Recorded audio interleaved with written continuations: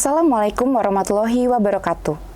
Halo Sobat FKUNS, selamat datang di acara FKUNS Talk edisi Bincang Pakar. Perkenalkan saya Agatha Valentina sebagai mahasiswa kedokteran UNS Angkatan 2022. Nah, pada bulan Ramadan ini kan Sobat sedang melaksanakan ibadah puasa nih, di mana di bulan ini merupakan bulan yang penuh ampunan dan tempat teman-teman kita semua untuk melakukan ibadah. Nah, selain kita memperbaiki ibadah kita juga di kesempatan bulan Ramadan ini kita juga bisa memperbaiki pola makan kita, terutama pola hidup juga termasuk pola makan. Nah, bagaimana caranya kita menjaga pola makan kita? Yaitu dengan menjaga asupan gizi seimbang selama berpuasa. Nah, hal ini penting dilakukan supaya kita juga bisa sehat dan bugar dalam menjalankan aktivitas sehari-hari. Kali ini saya bersama dengan Dr. Amel sebagai Kepala Bagian Lab Gizi FKUNS. Selamat pagi Dr. Amel. Selamat pagi. Oke, jadi Agatha. Pagi dokter.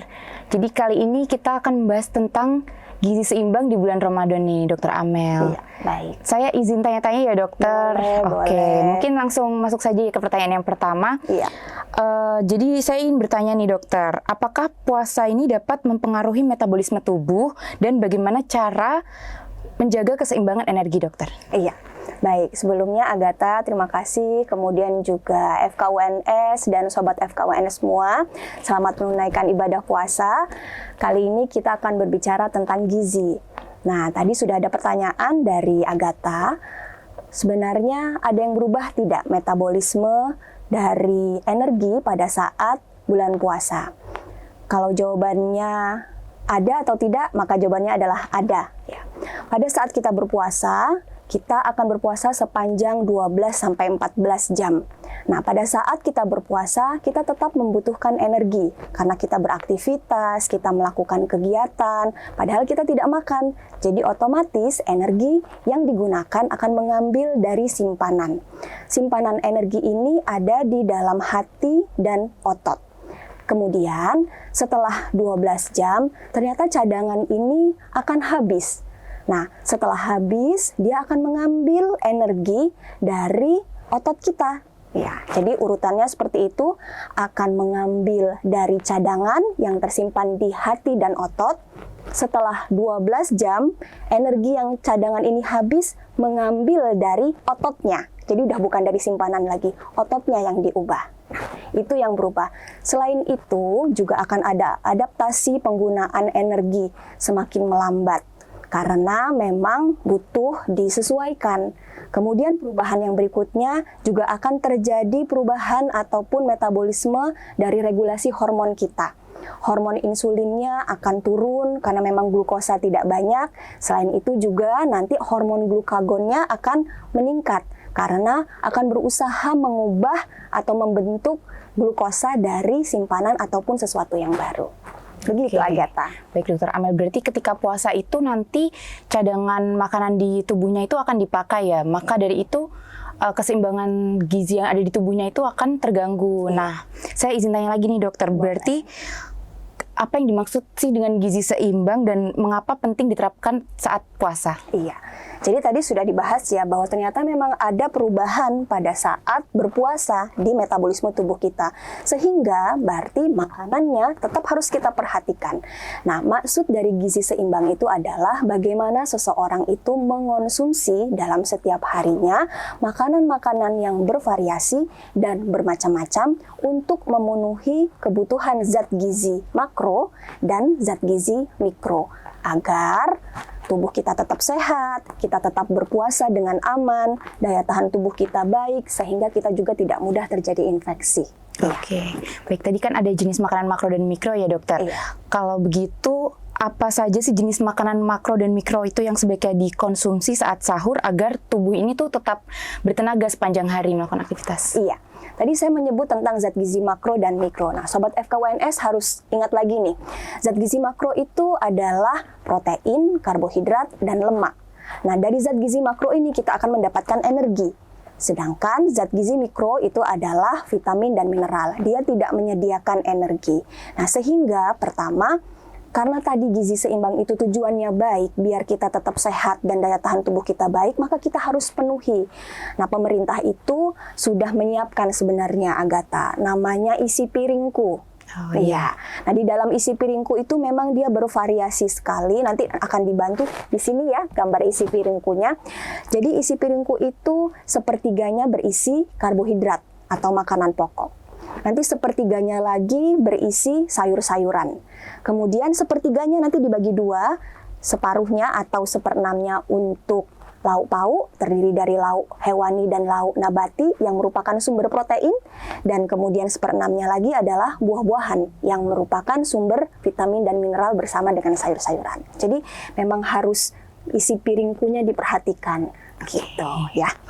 Baik, kalau untuk makanan tadi kan berarti kita harus gunakan isi piringku nih, Dok. Iya. Sedangkan kalau misalkan untuk menjaga kebutuhan cairannya itu kita bisa memastikan kalau kebutuhan cairan kita terpenuhi itu dengan bagaimana, dokter? Iya, baik. Terima kasih, Agatha.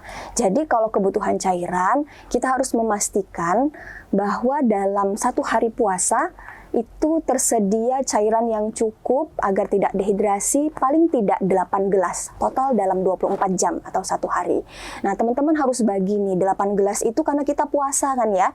Jadi harus dibagi pada saat sahur berapa, pada saat berbuka berapa. Ada tips juga, biasanya seperti ini. Kita mulai dari bangun pada saat mau sahur ya.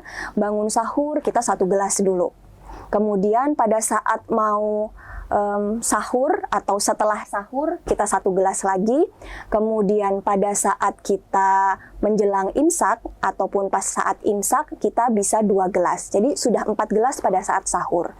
Kemudian saat berbuka nanti azan maghrib air putih dulu, jangan yang lain-lain. 1 gelas. Kemudian nanti setelah makan besar 1 gelas. Kemudian setelah tarawih 1 gelas dan sebelum tidur 1 gelas. Jadi total 8 gelas.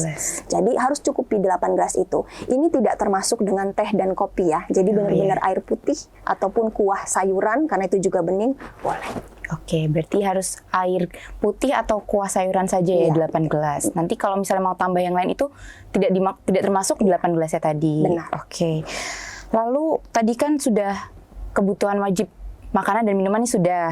Nah, kalau gitu apakah ada jenis makanan yang sebaiknya dihindari saat bulan puasa untuk supaya kita tuh tetap sehat, dokter? Iya, baik. Tadi sudah gizi seimbang, kemudian isi piringku tadi ya teman-teman harus bervariasi. Nah, ternyata juga ada beberapa makanan yang perlu kita hindari. Makanan-makanan itu diantaranya pertama, makanan yang manis, terlalu manis. Ya. Kadang nih, kalau buka puasa itu kita cari pasti makanan yang manis, takjil ya, berburu. Kenapa tidak boleh? Sebenarnya bukan tidak boleh ya.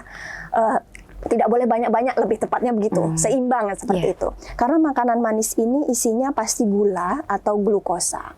Nah, glukosa itu sangat mudah menaikkan kadar gula darah di dalam tubuh kita, tetapi juga sangat mudah menurunkan. Jadi naiknya cepat, turunnya juga cepat. Nah, padahal kita puasa ini kan harus lama ini, penggunaan energinya itu harus istilahnya dibagi rata, biar saat berkegiatan itu jangan lonjakan naik turunnya itu tidak seimbang, tuh tidak baik. Cepat naik, cepat turun itu kan tidak baik. Itu kalau makanan yang terlalu manis. Boleh, tetapi harus tetap diimbangi dengan isi piringku yang tadi disebutkan. Kemudian yang kedua, makanan-makanan yang asin, tinggi natrium. Itu juga perlu kita kurangi. Kenapa? Karena natrium ini sifatnya menarik air. Kalau kita makan terlalu banyak, nanti dia keluar. Iya, bikin kita pengen buang air kecil terus. Akhirnya jadi cadangan cairan kita jadi tidak cukup, dehidrasi, kekurangan cairan. Jadi haus saja bawaannya gitu. Selain itu juga makanan yang tinggi lemak. Makanan tinggi lemak ini juga kita tidak boleh terlalu banyak ya, karena lemak atau terlalu banyak gorengan pada saat kita makan masuk ke lambung, ini pencernaannya memang cukup menyulitkan dari lambung itu. Asam lambung jadi meningkat, bikin perut kembung, kalau ada mah jadi mahnya kumat. Nah, itu jadi perlu kita perhatikan. Nah, selain itu juga biasanya teman-teman suka minum ngopi biasanya ya, ngopi sama ngeteh. Nah, itu kalau suka kopi sama teh jangan saat sahur. Lebih baik pas saat buka saja.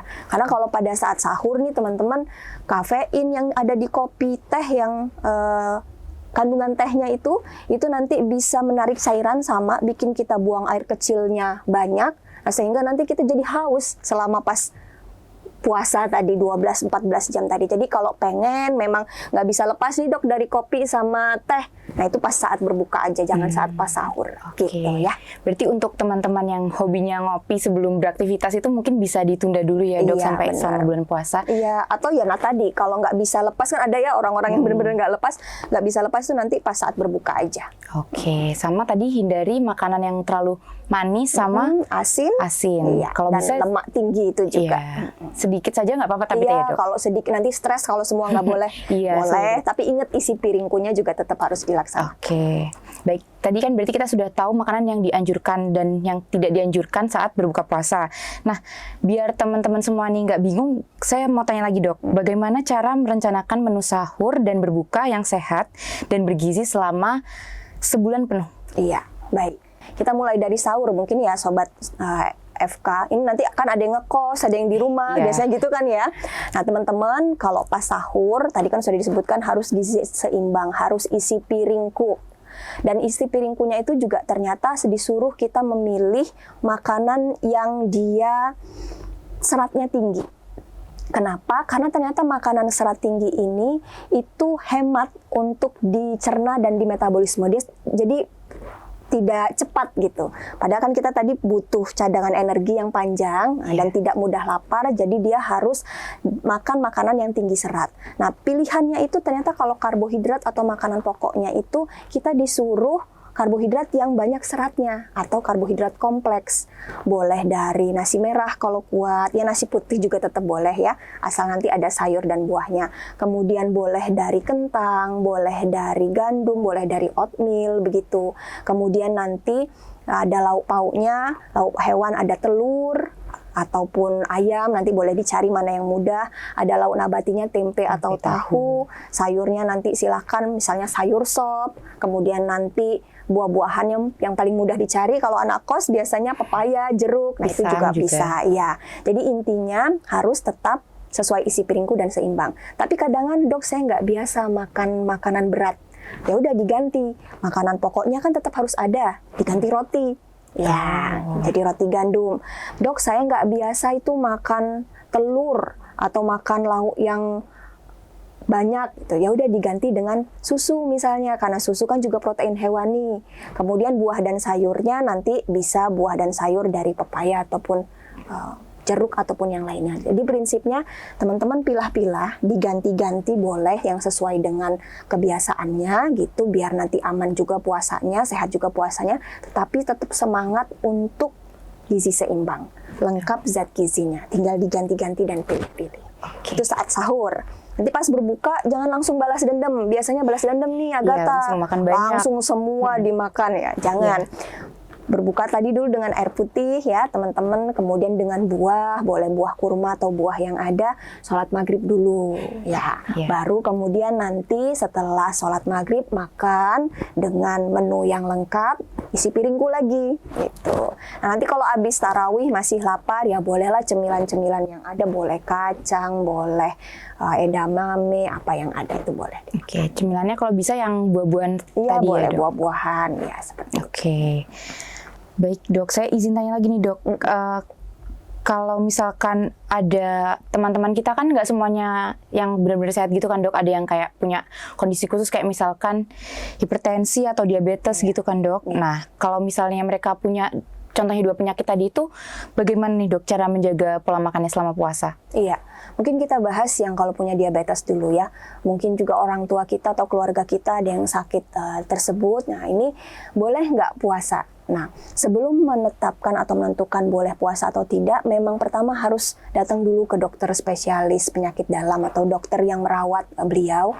Saya ini termasuk yang aman untuk puasa atau tidak. Itu dulu. Karena ada beberapa pasien dengan kondisi penyakit yang sama, dia memang aman, boleh untuk puasa karena dokternya mengenali kondisi bapak atau ibu ini atau teman kita ini, ada yang memang tidak bisa. Seperti itu. Nah, jadi itu harus ditanya dulu. Nah, saat dinyatakan boleh gitu ya, baru nanti kita perlu mengatur menu. Ya, karena teman-teman yang diabetes ini kan dia tidak boleh tidak makan dalam jangka waktu yang lama. Nanti takutnya gula darahnya drastis, hipoglikemia. Iya, Padahal kita bisa. puasanya 12 sampai 14 jam nih. Iya, gitu. nanti takutnya tiba-tiba pingsan gitu Iya, ya, Dok, kan tiba-tiba bahaya. pingsan. Iya, makanya menunya harus dipilih. Rata-rata memang kita menganjurkan makanan pokoknya dari karbohidrat kompleks yang tinggi seratnya. Tadi seperti dijelaskan di awal, makanan-makanan pokok yang karbohidrat kompleks ini dia lama proses pencernaannya itu lebih stabil lah, bisa kita bilang seperti itu dibanding dengan tadi yang terlalu manis gitu, cepet drastis juga, cepet turunnya juga gitu. Kemudian juga buah dan sayur yang tinggi-tinggi serat perlu kita konsumsi selain tadi tetap lauk pauknya. Nah, itu kemudian juga harus diperhatikan. Artinya kalau nanti saat puasa ada keluhan berkeringat, berdebar-debar, pusing, pingsan, cek gula darahnya. Kalau ternyata gula darahnya turun drastis di bawah 100 misalnya begitu, jangan paksakan untuk puasa. Karena puasa ini kan juga merupakan ibadah yang untuk orang sakit itu dapat kemudahan. Artinya nggak puasa juga nggak apa-apa. Jadi kalau ternyata tadi saat selama puasa ada ciri-ciri yang disebutkan sakit atau tanda-tanda kekurangan gula atau hipoglikemia, sebaiknya segera berbuka, tidak boleh dipaksakan. Gitu ya. Dan minum obat tentunya, minum obat tetap harus diperhatikan, tetap sesuai dengan anjuran dokter. Itu kalau pada yang sakit gula. Kalau pada yang sakit darah tinggi, selain tadi bertanya dulu dengan dokter yang merawatnya, kemudian minum obat yang teratur. Nah, yang perlu kita perhatikan pada orang-orang darah tinggi ini musuhnya adalah natrium, makanan yang asin. Karena tadi natrium ini dia sifatnya menarik air sehingga membuat jantung kita bebannya lebih berat untuk nensi atau untuk memompa, bisa dibilang seperti itu. Nah, tensinya jadi tinggi. Nah, makanya makanan-makanan yang asin juga perlu dikurangi, diperhatikan. Bahkan ada batasannya. Garam tuh hanya boleh 1 sendok teh per hari atau kurang dari itu ya di semua makanannya gitu. Termasuk makanan yang pengawet itu juga perlu dibatasi karena makanan pengawet itu pasti ada natriumnya. Makanan kaleng, kemudian makanan mie instan, kemudian mungkin lauk pauk yang sudah diolah instan itu juga perlu dibatasi karena ada natriumnya.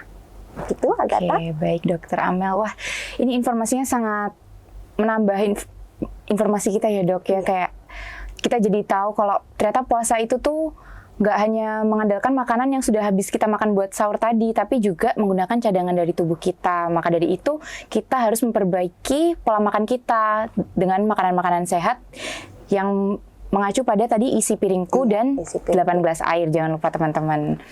Dokter Amel, ada pesan mungkin untuk teman-teman FKUNS ini? Iya, baik. Ada sedikit pesan buat Sobat FKUNS. Jadi, bulan puasa ini kan datangnya cuma satu tahun sekali ya. Bulan puasa di bulan Ramadan ini kan hanya datang 1 tahun sekali. Jadi teman-teman untuk bisa menjaga agar kualitas puasanya baik, agar tetap sehat begitu, selain kita menata kegiatan kita dengan baik, maka kita juga harus menata asupan dan gizi yang baik untuk tubuh kita ya. Jadi jangan diabaikan agar selama kita puasa kita tetap bisa menghasilkan karya, tetap bisa beraktivitas dengan baik. Karena ternyata bulan puasa ini bukan bulan untuk bermalas-malasan, tapi bulan untuk kita menghasilkan karya-karya yang baik seperti dulu orang-orang terdahulu para sahabat Rasulullah menghasilkan karya-karya yang baik di bulan puasa. Nah, ternyata dengan menjaga makanan, asupan gizi kita, tadi gizi seimbang, isi piring, air yang cukup, itu merupakan salah satu upaya kita biar kita tetap bisa sehat, menghasilkan karya untuk kita, untuk keluarga, dan juga untuk FKUNS tercinta. Tentunya seperti itu. Oke, baik. Terima kasih banyak Dokter Amel untuk pesan-pesannya. Mungkin sekian untuk episode kali ini tentang gizi seimbang di bulan Ramadan. Saya Agatha, izin pamit undur diri. Sampai jumpa di episode selanjutnya.